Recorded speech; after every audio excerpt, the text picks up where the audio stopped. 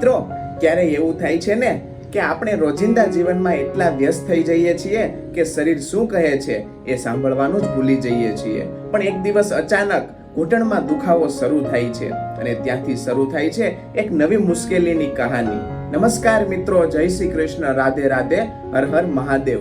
હું છું તમારો હેલ્થ સાથી ડોક્ટર રોનક ભીમાણી અને આપ સૌનું હાર્દિક સ્વાગત છે અમારી ચેનલ હેલ્થ હેબિટ્સમાં. શું તમારે પણ ચીડી ચડતા દુખાવો થાય છે? બેસીને ઊભા થવામાં તકલીફ પડે છે?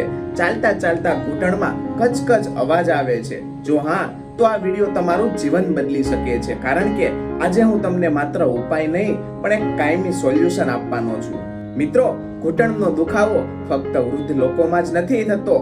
આજકાલ તો 25 થી 30 વર્ષના યુવાનોમાં પણ જોવા મળે છે. પણ સવાલ એ છે, આખરે આવું થાય છે કેમ? ઘૂંટણમાં દુખાવાના મુખ્ય કારણો જોઈએ તો કેલ્શિયમની કમી, વધારે વજન હોવું, વ્યાયામનો અભાવ, લાંબા સમય સુધી બેસી રહેવું અને ખોટી લાઈફસ્ટાઈલ.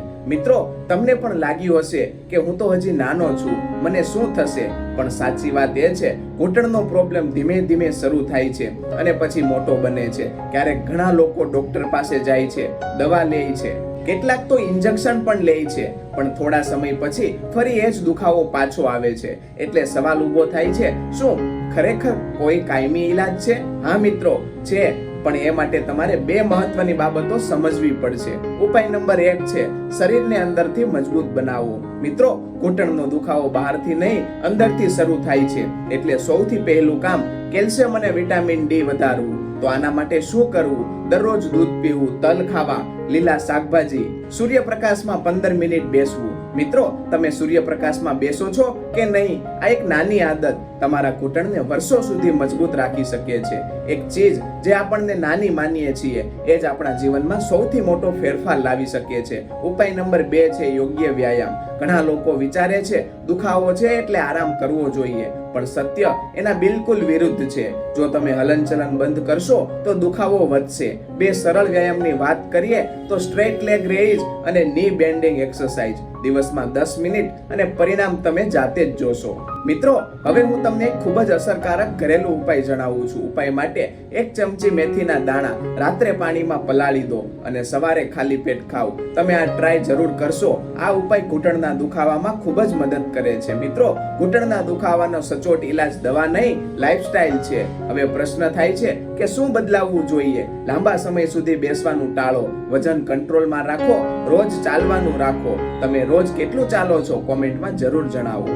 એક નાનો નિર્ણય તમારા આખા ભવિષ્યને બદલી શકે છે. મિત્રો, આજે તમે નક્કી કરો, હું મારા શરીરની કાળજી લઉં છું, કારણ કે શરીર સાથ આપશે તો જ જીવન આરામદાયક બનશે.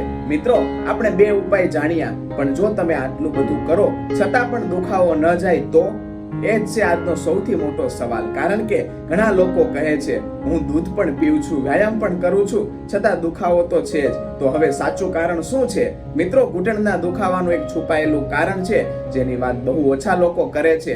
કાર્ટિલેજ એટલે કે જોઈન્ટનું કુશનનો ઘસારો થવો. મિત્રો, જ્યારે પણ ઘૂંટણના અંદરનું કુશન લેયર પાતળું થવા લાગે છે ત્યારે હાડકાં એકબીજા સાથે ઘસાઈ જાય છે અને ત્યાંથી જ શરૂ થાય છે દુખાવો. સોજો, સ્ટીફનેસ. તમે પણ સવારે ઉઠો ત્યારે ઘૂંટણ કડક લાગે છે ને? આ જ છે સંકેત. મિત્રો, એક દર્દી મારી પાસે આવ્યા, ઉંમર માત્ર 38 વર્ષ, પણ ચાલતા હતા પણ મુશ્કેલી થતી હતી. તેમણે કહ્યું, ડોક્ટર સાહેબ, હું તો હજી યુવાન છું, પણ મને વૃદ્ધ જેવો અનુભવ થાય છે. આ સાંભળીને સમજાયું કે આ સમસ્યા હવે ખૂબ સામાન્ય બની ગઈ છે. ઉપાય નંબર 3 છે જોઈન્ટ લુબ્રિકેશન વધારવું. મિત્રો, ઘૂંટણમાં એક નેચરલ લુબ્રિકેશન હોય છે જેને આપણે સાઇનોવિયલ ફ્લુઇડ કહીએ છીએ. જ્યારે આ ઘટે છે ત્યારે જોઈન્ટ ડ્રાય થઈ જાય છે. તો હવે પ્રશ્ન થાય કે શું કરવું જોઈએ? દરરોજ 1 ચમચી ગોળ અને ઘી, અળસી તેમજ ગરમ પાણી પીવું. આ સરળ વસ્તુઓ જોઈન્ટને અંદરથી લુબ્રિકેટ કરે છે. ક્યારેક જે વસ્તુઓ આપણે અવગણીએ છીએ એ જ આપણા શરીર માટે સૌથી જરૂરી હોય છે. ઉપાય નંબર 4 છે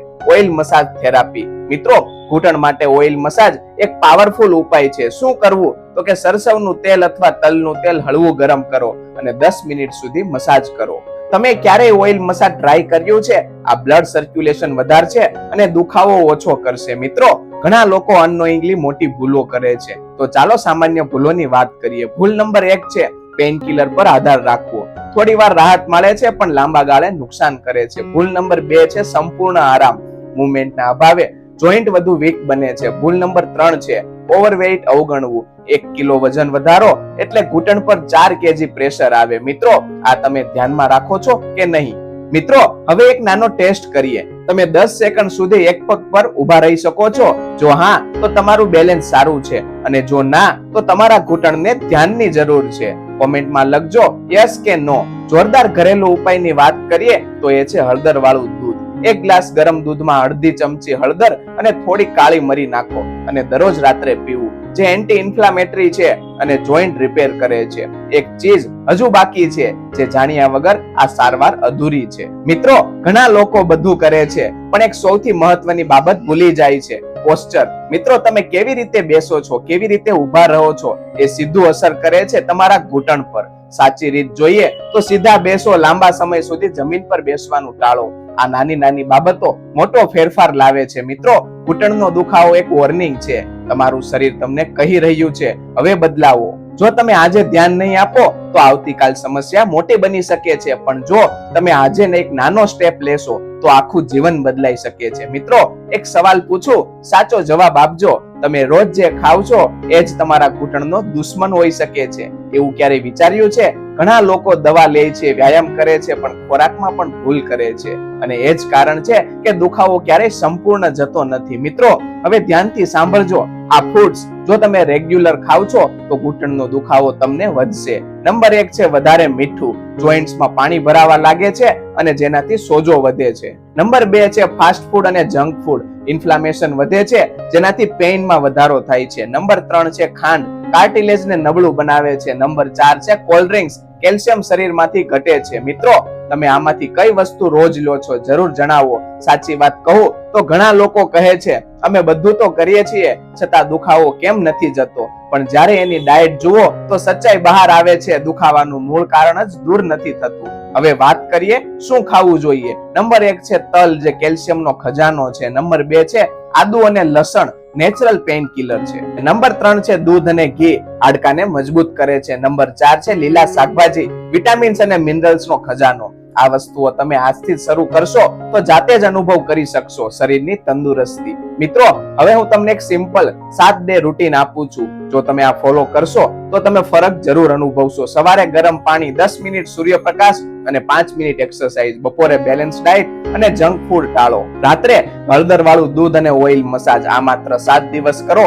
અને પછી મને કહેજો. મિત્રો, હવે આવે છે આજનો સૌથી મોટો સિક્રેટ, એક એવો ઉપાય જે ઘણા લોકો જાણતા નથી. સિક્રેટ રેમેડી છે અશ્વગંધા પાવડર. દૂધ સાથે રાત્રે લો. જોઈન્ટ મજબૂત બનાવે છે અને ઇન્ફ્લામેશન ઓછું કરે છે. આ ઉપાય ઘણા આયુર્વેદિક ડોક્ટરો રિકમેન્ડેડ કરે છે. મિત્રો, એક સત્ય છે, જો તમારે સમજવું પડશે, ઘૂંટણનો દુખાવો એક દિવસમાં આવ્યો નથી તો એક દિવસમાં જશે પણ નહીં. મિત્રો, હવે એક કમિટમેન્ટ લો. કોમેન્ટમાં લખો, હું આજથી જ મારી કાળજી રાખીશ. આ એક લાઈન તમારું જીવન બદલી શકે છે. ક્યારેક આપણે સ્વાસ્થ્યને ઇગ્નોર કરીએ છીએ, પણ જ્યારે દુખાવો થાય છે ત્યારે સમજાય છે સ્વાસ્થ્ય જ સૌથી મોટી સંપત્તિ છે. મિત્રો, તમારા ઘૂંટણ તમારી જીવનશૈલી પર ડિપેન્ડ કરે છે. મિત્રો, એક સચ્ચાઈ તમને હચમચાવી દેશે.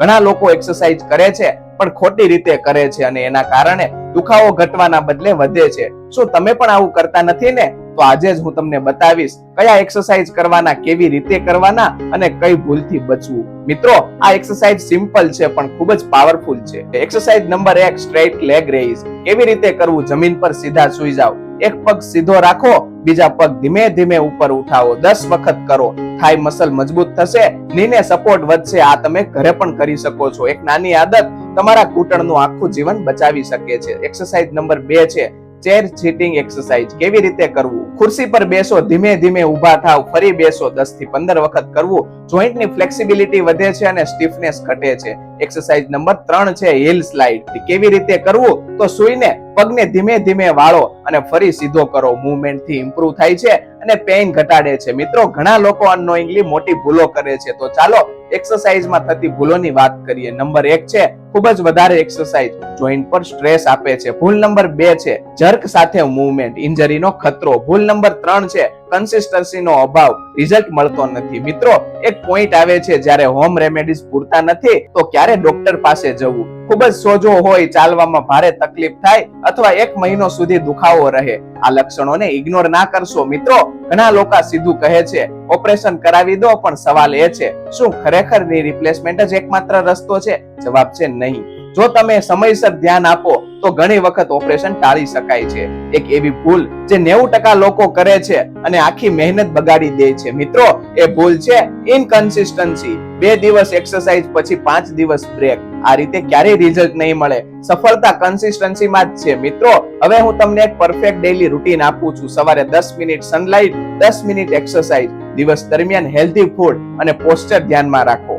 રાત્રે ઓઇલ મસાજ અને હળદર વાળું દૂધ. એક રૂટીન ફોલો કરશો તો ફેરફાર ચોક્કસ આવશે. મિત્રો, ઘૂંટણનો દુખાવો તમને રોકી શકે છે, પણ તમે નક્કી કરો કે તમે રોકવા માંગો છો કે આગળ વધવા માંગો છો. એક નાનું પગલું તમારી આખી જિંદગી બદલી શકે છે. મિત્રો, હવે એક પ્રોમિસ લો. કોમેન્ટમાં લખો, હું રોજ 10 મિનિટ એક્સરસાઇઝ કરીશ. આ કમિટમેન્ટ તમને હેલ્ધી બનાવશે. મિત્રો, એક સવાલ ખૂબ ધ્યાનથી વિચારજો. શું તમને ખબર છે કે તમારા શરીરમાં એક એવી વસ્તુની કમી તમારા ઘૂંટણને અંદરથી ધીમે ધીમે નબળું કરી શકે છે? ઘણા લોકો એક્સરસાઇઝ કરે છે, ડાયટ પણ સુધારે છે, પણ એક હિડન ડેફિશિયન્સીને ઇગ્નોર કરે છે, અને એ જ કારણ છે કે પેઇન પાછું આવી જાય છે. તો મિત્રો, ઘૂંટણ માટે 3 વિટામિન સૌથી મહત્વના છે. નંબર 1 છે vitamin D. Sunshine vitamin calcium absorb કરાવે અને બોનને મજબૂત બનાવે છે. તમે રોજ સૂર્યપ્રકાશમાં બેસો છો ને. નંબર 2 છે કેલ્શિયમ, હાડકા માટે બેઝ અને જોઈન્ટ સ્ટ્રેન્થ માટે જરૂરી. દૂધ, તલ અને દહીંમાંથી ભરપૂર માત્રામાં મળે છે. નંબર 3 છે વિટામિન B12. ઘણીવાર ઇગ્નોર થાય છે. નર્વ હેલ્થ આપે છે અને પેઇનને રિડ્યુસ કરે છે. ખાસ કરીને વેજીટેરિયનમાં ડેફિશિયન્સી વધુ હોય છે. મિત્રો, ઘણા લોકો વર્ષો સુધી દુખાવો સહન કરે છે. કારણ શું? તમને ખબર જ નથી કે શરીરમાં શું ઘટે છે. દવા લેતા રહે છે પણ રૂટ કોઝ ફિક્સ નથી કરતા. મિત્રો, હવે વાત કરીએ સપ્લિમેન્ટ્સની. પણ ધ્યાન રાખજો, સાચી માહિતી વગર કોઈ પણ વસ્તુ લેવું જોખમી હોઈ શકે છે. સેફ નેચરલ ઓપ્શન જોઈએ તો અશ્વગંધા, શિલાજીત અને હળજોળ, આ બધું એક્સપર્ટ ગાઈડન્સ સાથે જ લો. મિત્રો, હવે આવે છે આજનો સૌથી પાવરફુલ ભાગ. એક એવી થેરાપી જે ખૂબ જ ઝડપથી રિલીફ આપી શકે છે. Hot and cold therapy. કેવી રીતે કરવું? તો 5 મિનિટ ગરમ પાણી, 2 મિનિટ ઠંડુ પાણી. 3 થી 4 સાયકલ રિપીટ કરો. સ્વેલિંગ ઓછું થશે અને બ્લડ સર્ક્યુલેશન વધે છે. આ સિમ્પલ ટેકનિક મિરેકલ કરી શકે છે. ક્યારેક સોલ્યુશન ખૂબ જ સિમ્પલ હોય છે, પણ આપણે જ તેને ઇગ્નોર કરીએ છીએ. મિત્રો, ઘૂંટણની કાળજી ઉંમર પ્રમાણે બદલાય છે. 20 થી 40 વર્ષ માટે exercise regular, junk food avoid અને પોસ્ચર કરેક્ટ કરવું. 40+ વર્ષ માટે કેલ્શિયમ અને વિટામિન ડી ખાસ ધ્યાન રાખવું. લાઇટ એક્સરસાઇઝ અને ઓઇલ મસાજ રેગ્યુલર કરવું. તમારી એજ શું છે? કોમેન્ટમાં જરૂર લખજો. મિત્રો, એક વાત સમજજો, ઘૂંટણનો દુખાવો કોઈ બીમારી નથી, એ એક સિગ્નલ છે. તમારું શરીર તમને કહી રહ્યું છે હવે જીવનશૈલી બદલો. એક વ્યક્તિ જેણે 6 મહિના સુધી નિયમિત એક્સરસાઇઝ, ડાયટ અને થેરાપી ફોલો કરી, આજે પેઇન ફ્રી છે. ફરક શું હતો? કન્સિસ્ટન્સી અને રાઈટ નોલેજ. મિત્રો, આપણે પૈસા માટે દોડીએ છીએ, સક્સેસ માટે મહેનત કરીએ છીએ, પણ જો શરીર સાથ ના આપે તો કંઈ કામનું નથી. તમારે સ્વાસ્થ્ય તમારી સૌથી મોટી સંપત્તિ છે. મિત્રો, હવે હું તમને આપું છું કમ્પ્લીટ 30 ડે ની રિકવરી પ્લાન. જો તમે આ 30 દિવસ ફોલો કરશો તો તમે રિયલ ચેન્જ અનુભવશો. વીક 1 છે ડે 1 થી 7 awareness phase. Daily 10 minute sunlight, basic exercise શરૂ કરો. જંક ફૂડ બંધ કરો. આ અઠવાડિયામાં શરીરને તૈયાર કરો. વીક 2 ડે 8 થી 14 સ્ટ્રેન્થ ફેઝ. એક્સરસાઇઝ વધારો 15 થી 20 મિનિટ. કેલ્શિયમ અને પ્રોટીન ડાયટ લો. ઓઇલ મસાજ શરૂ કરો. આ ફેઝમાં અંદરથી સ્ટ્રેન્થ બિલ્ડ થાય છે. વીક 3 ડે 15 થી 21 recovery phase. Hot and cold therapy ઉમેરો. ફ્લેક્સિબિલિટી એક્સરસાઇઝ કરો અને વોકિંગ શરૂ કરો. આ સમયે પેઇન નોટિસેબલી ઓછું થાય છે. વીક 4 ડે 22 થી 30 સ્ટેબિલિટી ફેઝ. ફૂલ રૂટીન ફોલો કરો. પોસ્ચર પરફેક્ટ રાખો. કન્સિસ્ટન્સી મેન્ટેન કરો. આ ફેઝમાં રિઝલ્ટ ફિક્સ થાય છે.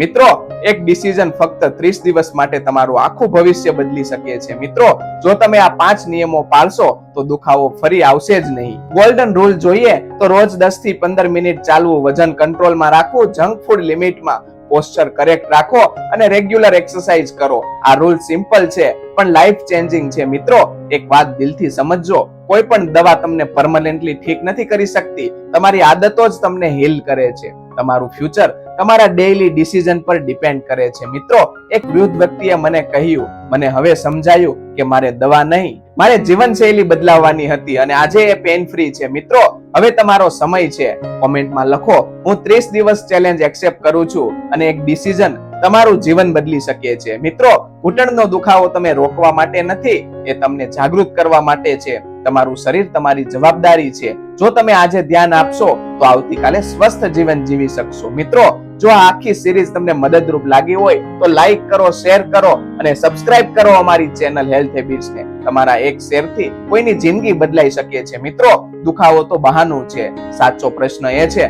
કે તમે તમારા સ્વાસ્થ્ય માટે કેટલા ગંભીર છો. વિડીયોમાં અંત સુધી જોડાયેલા રહેવા માટે આપ સૌનો ખૂબ ખૂબ આભાર. જય હિન્દ, જય ભારત.